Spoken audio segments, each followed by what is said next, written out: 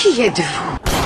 À l'occasion de la sortie du nouveau James Bond, Cinéma Radio met les petits plats dans les grands et vous propose de revenir sur la saga du plus grand agent secret de l'histoire du cinéma. 27 films, 27 chroniques, 27 jours. Du 16 octobre au 11 novembre, vivez l'événement Bond en écoutant Cinéma Radio.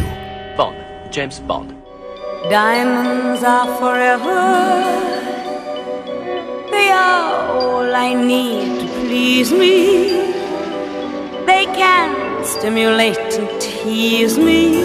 Le précédent film, au service secret de Sa Majesté, fut un demi-échec et l'acteur qui fut responsable de cette défaite fut remercié. Les producteurs, souhaitant renouer avec le succès, mettent sur pied un Bond dans la lignée de Goldfinger, à savoir spectaculaire et extravagant. Ce sera Les Diamants sont éternels, sorti en 1971. Le but étant de viser tout particulièrement le marché américain, et donc l'action se passera en grande partie à Las Vegas. Et au miracle, les producteurs réussissent au dernier moment à décider le seul, l'unique Sean Connery à enfiler une nouvelle fois le smoking de l'espion, et ce pour un salaire jamais vu à l'époque. Où est Ernst Stavro Blofeld? Allons, parle, ma chérie, je n'entends rien. Blofeld, l'ennemi juré de Bond, avait assassiné son épouse à la fin du film précédent. Il était donc normal que 007 se venge et assassine Blofeld au tout début de cette nouvelle aventure. Bienvenue en enfer, Blofeld. Ceci fait, une nouvelle mission l'attend. Remonter la filière d'un trafic de diamants de l'Afrique du Sud aux États-Unis. Dites-moi, commandeur, j'aimerais savoir jusqu'où vont vos connaissances réelles en matière de diamants. Bien. C'est la substance la plus dure trouvée dans la nature. Ils entaillent le verre, suggèrent le mariage. Je suppose qu'ils remplacent le chien en tant que meilleur ami de la femme. C'est rassurant de savoir qu'il y a un domaine qu'ignore un tel expert. Il ne tarde pas à faire la rencontre d'une aventurière américaine, la rouquine Tiffany Case, qui est impliquée dans le trafic tout en faisant semblant de l'aider. Vous venez de tuer James Bond. Ah, c'était dans lui. Alors cela prouve que personne n'est immortel. Cette nouvelle James Bond Girl, interprétée par la piquante Jill St. John, est clairement destinée à attirer le public américain. Tu m'as tout l'air d'un flic.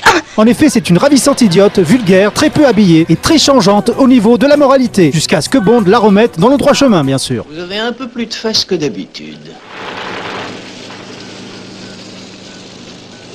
Menez-la au mitard qu'on enferme avec Monsieur Bond. Quel dommage. Un si joli petit cul. Il ne lui manque qu'un peu de cervelle. Le film ne fait pas dans la dentelle également avec les deux tueurs, un duo masculin qui file tous deux un parfait amour homosexuel. Curieux. Toute personne qui touche à ces diamants semble devoir en mourir. Et là, nous sommes dans la caricature totale, surtout que l'un d'eux finira carrément avec une bombe dans les fesses, ce qui semble lui procurer beaucoup de plaisir. Encore un exemple de l'homophobie très caractéristique de la série. On peut vraiment dire qu'il est parti la queue entre les jambes. Bond et sa partenaire finiront par suivre la filière des diamants et découvrir que la personne derrière ce trafic n'est autre que Blofeld, qui n'était pas mort puisque c'était un sosie que Bond avait tué à sa place. Bonsoir, Monsieur Bond. Blofeld. Bonsoir, 007. Double péril, Monsieur Bond. Vous avez tué mon autre double, je le crains bien. Après cela, les volontaires furent, et c'est bien compréhensible, plutôt rares. Le final se passe sur une plateforme pétrolière où le chef du Spectre utilise les diamants pour fabriquer un satellite destiné à enrayer toutes les armes nucléaires mondiales. Ainsi que vous le voyez, Monsieur Bond, le satellite survole actuellement le Kansas. Si nous détruisons le Kansas, le monde n'en aura peut-être pas d'écho. Pourquoi pas New York, toute cette porno et la circulation? Une chance enfin de repartir à zéro. Washington, la capitale, c'est parfait. Et puisque nous n'avons pas de nouvelles d'eux, ils vont entendre parler de nous. Voyez ça. On l'a compris, ce 7e Bond officiel ne fait jamais dans la finesse. Cependant, si on accepte ce parti pris, il est très efficace et va très loin dans un délire très proche des bandes dessinées. En effet, Bond se retrouve dans des situations les plus extravagantes les unes que les autres, comme piloter un véhicule lunaire et se déplacer en mer avec une boule en plastique. Et ce, toujours avec une bonne vanne à la bouche. Messieurs, bonjour.